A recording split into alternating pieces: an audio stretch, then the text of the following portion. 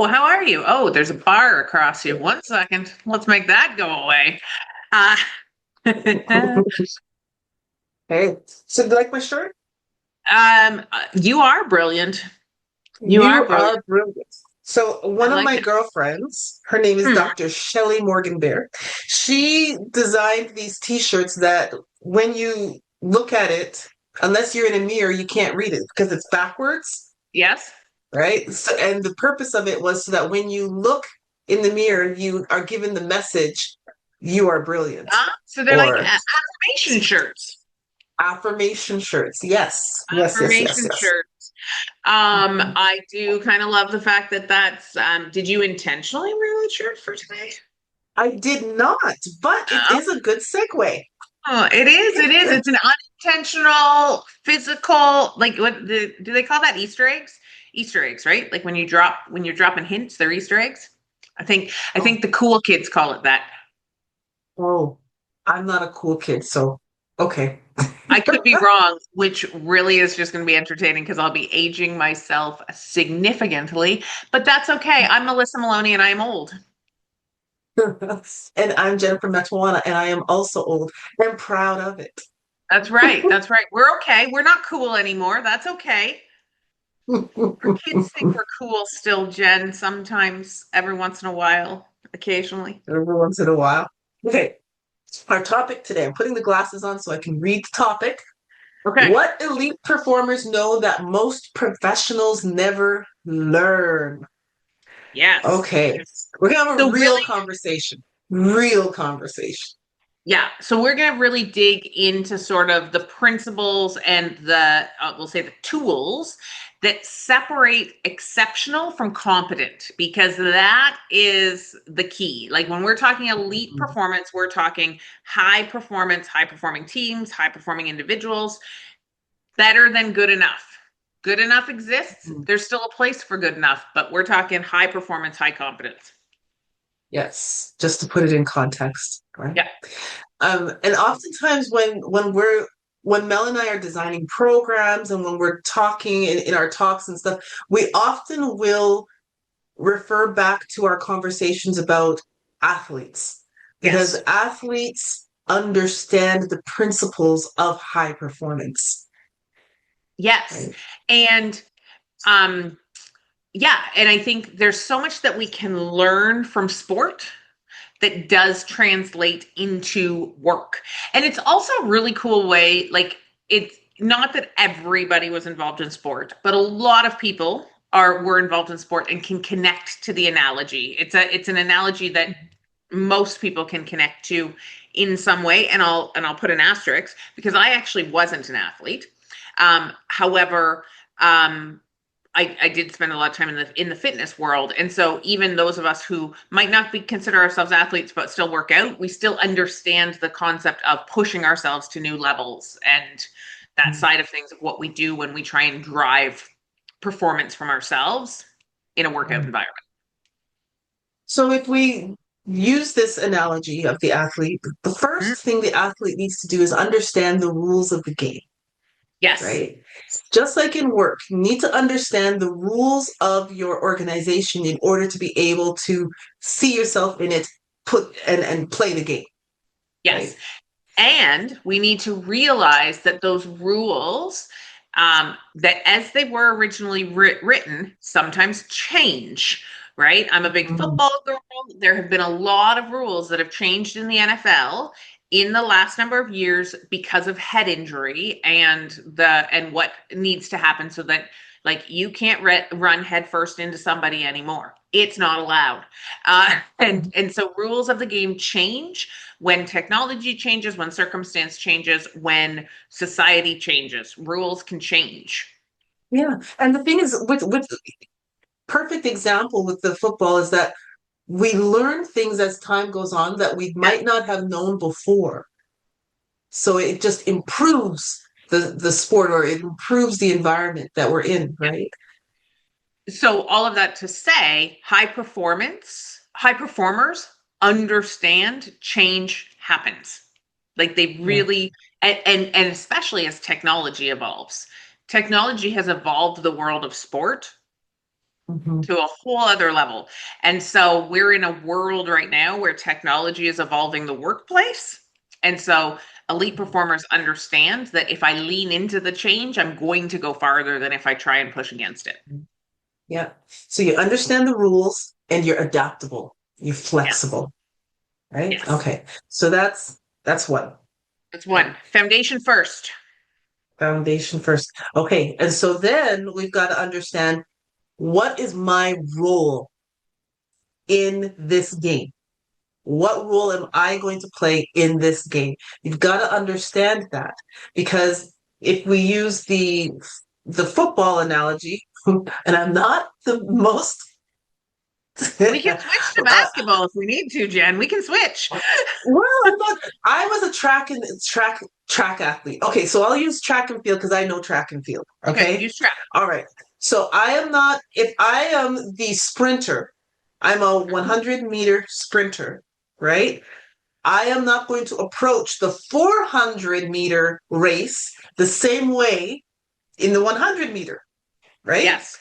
I can't just sprint out the gate and think that I'm going to have the longevity to be able to keep that pace the whole time. Yes. And I think when we talk about like I need to know my role, I think there's a few layers to this, which would be pretty cool for us to touch on, because I need to know what are my like what's my role, how do I approach my role, what are my responsibilities? But I also need to know I also play a role in the culture of it. So if we put this into a team, right, there Mm-hmm. is the captain, Mm-hmm. there are the co-captains and that side of things, but there are also there could be like players on the team who maybe don't pass, or players on the team who perhaps don't create the best team environment for everybody else, right? We think about Kobe, we think about Jordan. Like as much as they were the best person on the team, they were not the easiest teammate to work with. And there's a lot of players that will talk about how awful they were to work with. However, they still all worked together and still did pretty darn well. So it's recognizing the team dynamics. So roles are positional, but they're also relational. Yeah, yeah. And the thing is, when we are at work, we don't always get to choose who we work with. And there are going to be personalities that we're not going to get along with necessarily in terms of buddy buddy. However, that doesn't mean that you can't figure out how to work together to accomplish whatever goal it is that you have to accomplish. Yeah. I'm going to say Scotty and Jordan figured it out, Yes. Yeah. even though they As didn't did like each other. Shaq and Kobe. Yes. So look at us. We do way better with basketball analogies. But but so yeah, so I think it's recognizing sort of the and within those relational roles, and even in your positional roles, those roles can change. And when those roles change, that completely changes perhaps my own self-perception of myself, my confidence, and there's a lot of dynamics that come to the roles, Mhm. which is why Mhm. those roles are so important to spend time on. Like again, if we want to use a sport analogy, my son growing up played basketball at a very competitive level. He, for the longest time, was always the big, right? He was the big. He played center. He was the big. And then we hit a year where all the other kids grew and he didn't, and he wasn't the big anymore. He grew young, and so all of a sudden, he was not the tallest guy in the court by a lot. And so he wasn't the big anymore. And he had a really hard year. He didn't know where he Mhm. fit. He didn't know what his role was. He didn't know what he was supposed to do. It crushed his confidence. It crushed him as a player. He had a coach who didn't support him through that and instead just benched him through it because he wasn't patient with him to help him learn. And so that led to him switching teams for a year. And getting his confidence back under a different coach and then coming back. So it there again, this is why we can learn a lot from sport, because this was somebody who was a great team player. Something significant changed for them in their life outside of the team. He didn't grow, in life outside of the team. And the coach, instead of supporting them through that and helping them find the new place, actually just left him on his own, which led to him to leave. He felt deflated. He felt he didn't have the confidence. And so he became the person who stopped giving to the team and instead just did what he had to do to get to the end of the season to go to a new team. How often do we see that in the workplace? Right. Mm-hmm. I remember working in a workplace where I was speaking to a coworker, a colleague, and I just asked her, like, what's your experience of your job? What's the experience here? Because I was new to the environment. Yeah. And she said, well, I come in, I do my job, I leave. That's it. And I was like, is that the experience that you want? Like, is that Yeah. really what you're wanting? And she went through and told me about the history and how she used to love her job, but then with all the changes that happened within, the change of leadership, the constant change, and the lack of support in that change, now she just kind of shows up, does what she needs to do, and leaves. Yeah. And so I think if we turn this again, kind of flip sports to work and look at this, this really speaks to the critical dynamic of the leader, of the coach, and how the Hmm. leader leads. And I think we see this with elite sports teams and the most winningest sports teams, right? Like I have a couple books with Don Shula, who was one of the most winningest football coaches. And like he had rules around how we lose, how we celebrate, how we support each other. He had a lot of team rules that allowed people to perform at their best. And so when we start to look at how our like what does elite performance look like at work, we do need to look to the leader and recognize the most high performing teams have leaders who understand team dynamics and how to maximize people and how to get the most from their players, not always through power, but through Hmm. different ways. Yeah. And even that, I think if we look at old coaching versus new coaching, old coaching equaled a lot of power, was how you got stuff done. New Mm. coaching is not, we can't do that in the same way anymore. And that's even, I know it's not perfectly translated from sport, but I do think coaching of old ways to coaching of new ways does look different, even in professional sport. Yeah. And in the workplace, it was you do as I say, Yes. right? It was a very top down type of environment. And today's workforce the ones that are like that are falling behind. Well, I do have and I have a sport analogy that I can use for this. So I'm a Niners fan, and the San Francisco 49ers, consistently what you hear is what an amazing organization they are to work for, how much they take care of people, how Mm. like what they do for their people, how their players feel supported. And what we've seen the last couple seasons is players who have been offered larger contracts outside of the organization who've said, no, I'll stay.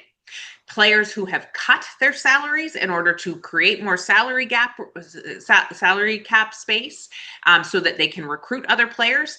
Players being the salespeople on why you should join the team, and you're literally seeing Mm. employee engagement and retention at work within this organization. And people keep talking about it. They want to play for that coach. They want to play for that organization because they do it differently than so many others. And it's Mhm. starting to, and and they talk about it. Our team culture is the best culture I've ever been a part of. I don't want to leave it. Yeah. Players are now Yeah. leaving and coming back to the organization because they're seeing the power of it. So they'll leave for more money and go, oh no, this isn't worth it, and come back. And that is Yeah. like, imagine if we can transfer that same concept into every workplace and how incredible that would be. Yeah. Definitely, definitely. So we need to understand the rules of the game.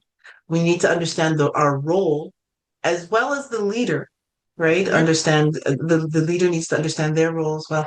And then we've got to practice, right? We've got to practice and develop our skills over and over and be disciplined about it, right? Yes.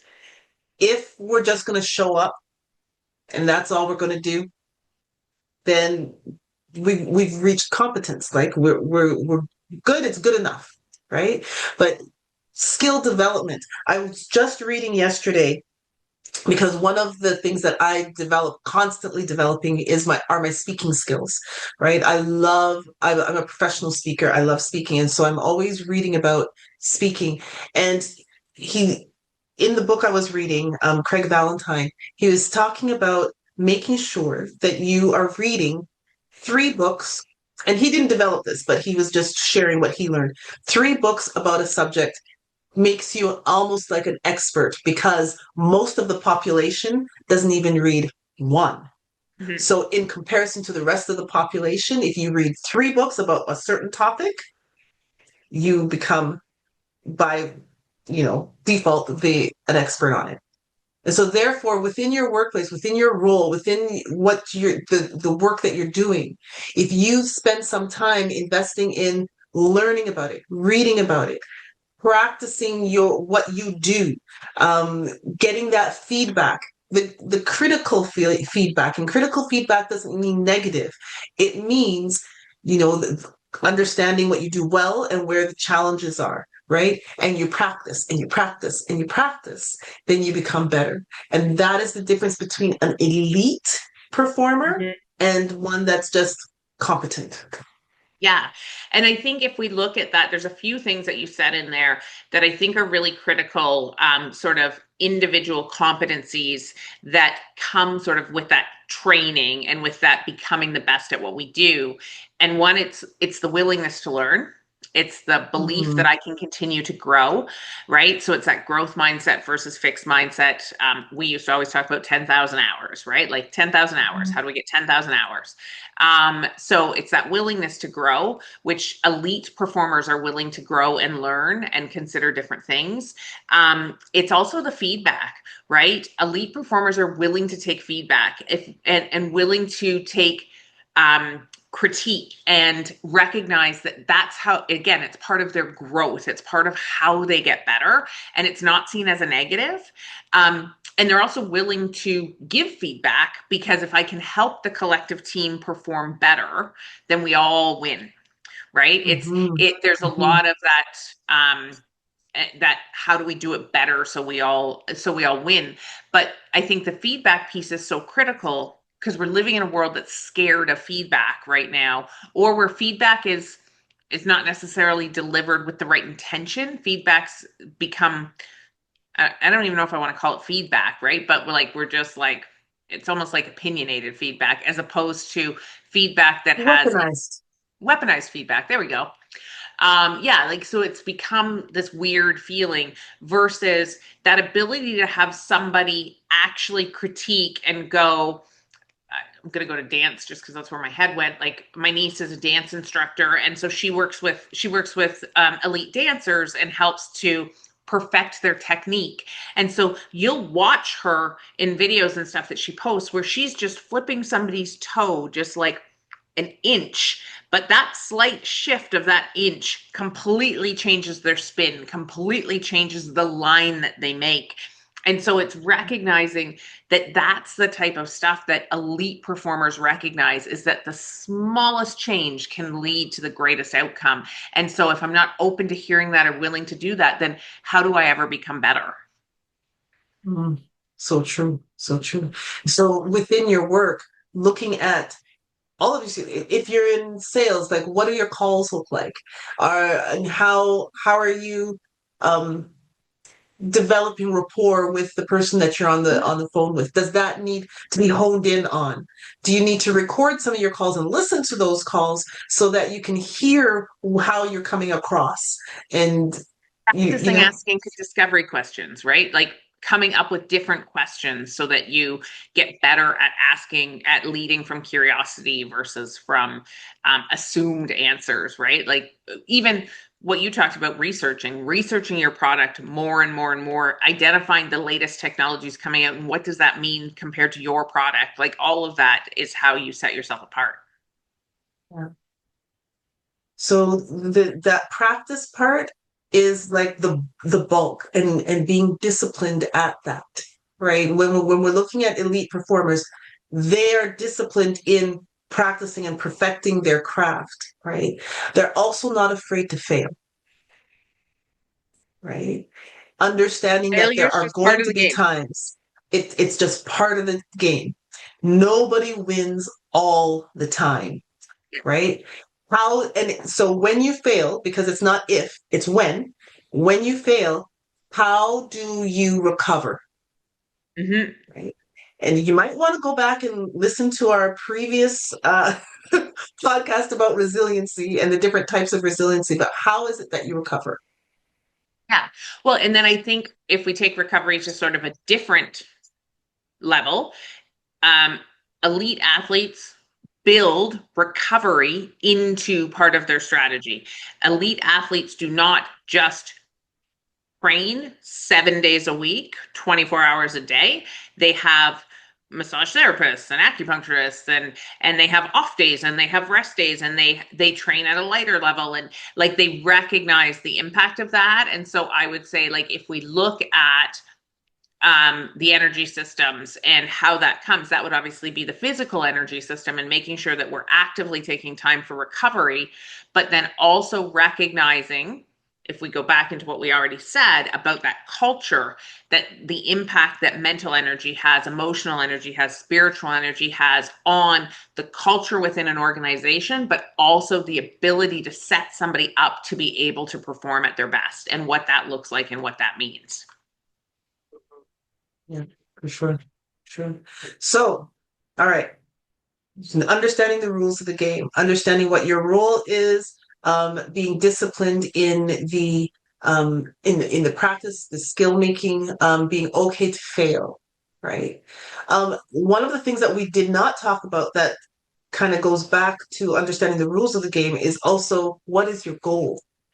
Yes. Yes. And so when I think about goal setting, I actually love to use sports psychology concepts when setting goals with people, because I think too often, especially at work, and in our personal lives, we set outcome goals. And so we set the goal of, I'm going to sell $500,000 this quarter, or whatever that outcome. I'm going to sell 3 new clients this quarter. And so those are outcome goals. And the challenge with outcome goals is, in the grand scheme of things, I know that's my goal. I know that's what I want. I believe I'm going to do it. But I actually can't 100% control it. So if we turn this into a sport analogy and into a track analogy, I can do all the things I knew I need to do to hit a PR on in my 50 meter. But if the wind conditions are slightly off that day, I might, even if I've done everything right, I might miss that PR because the wind is not in the right direction. And so that's the idea with outcome goals. Is 100% what we're going for, but recognizing that there is a slight level of, we don't have full for that. So in work, we can't control necessarily economies, political environments, things like that, things that are past us. So if we think about this from a goal setting standpoint, I want us to consider process goals, performance goals, and then outcome goals. So we've got a 3-layer process. So outcome goals is end result. Performance goals are the things that tell me I'm pacing to get there.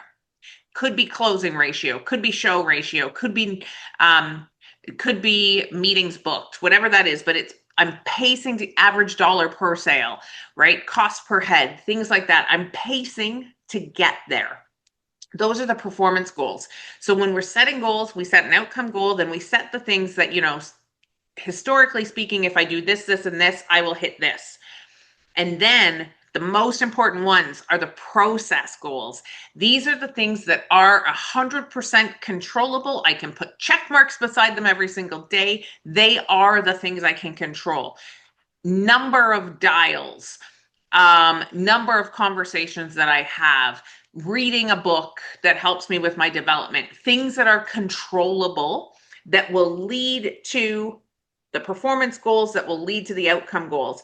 And too often, what happens, especially when we set outcome goals, is the outcome goals become our identity. And then the second those outcome goals aren't achieved, now I'm like, and I don't actually know, versus, or we start to reward outcome goals and actually realize that it's actually the environment, it's all the stuff we can't control that's leading to the outcome goal. A competitor closed, so we picked up a whole bunch of business. Somebody retired, so my book grew by a ton of money, right? But I didn't actually do it. And Mhm. especially in a sales environment, maybe I picked up somebody's book, so my book grew. Yay, we're celebrating that. But I've actually not done the number of meetings I've needed to do, and now all of a sudden my book grew, but I've got an empty funnel, and I'm sitting and I'm now I have to backfill my funnel for the next 3 months. So now I'm 6 months behind. And was that really how much growth did I actually achieve? And so it's recognizing it's those process goals being consistent that is the key to Mm, high performance. yeah, for sure. Doing the work. It's the execution. It's doing the work. Yeah. And having the belief that you can, Yeah. right? I don't think you will speak to any elite performer that goes in like, well, I don't know if I can do it. They're like, nope, I can do this, right? Even if it's like so far out, like it's like, how in the world? It's like, no, I can do this, right? Yeah. They might not hit that outcome that Melissa was just talking about, but they will be further along than they were, right? They would have learned some lessons to get them to become closer to where it is that they want to be, right? The mindset of an elite performer is so important because they have to stay positive. They have to remain, I can do this. I Mhm. believe I can. And surround themselves with people who also are similar mindset, right? It's easier to pull someone down than it is to pull someone up, right? And so therefore you need to be mindful of the people that you're around because if they're constantly pulling you down, it's going to be really hard to keep moving up. Totally. Yeah. Yeah. So that is our time.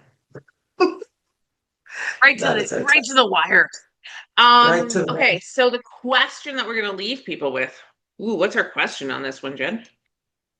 what is your goal? Doesn't matter. Oh, Does not matter if it's far-fetched or like it could be that you want to be a surgeon, let's say, and you're 30 years old and there's no way that that's going to happen in your mind. Doesn't matter. Just what is the goal? What is it that you want? Because there's a way to get to it might not look sorry. It might not look like what you think it is. In your mind, you might say, this is what I want. And then as you're moving towards it, you realize, oh, I actually want this. But you have to have somewhere that you're looking to. okay. I'm gonna add on to your question though. I'm okay. I'm good with the goal. But what is one thing you're going to do today to get you one step closer to achieving it? We need to action Mm. it. So, what is the goal and one step that you're going Yeah. to do to get to it? Awesome. Closer to it. Wonderful. All right. Thank you for spending your time with us. We appreciate you. I'm Jennifer Matwawana. And I'm Melissa Maloney, and we will see you next time. Bye.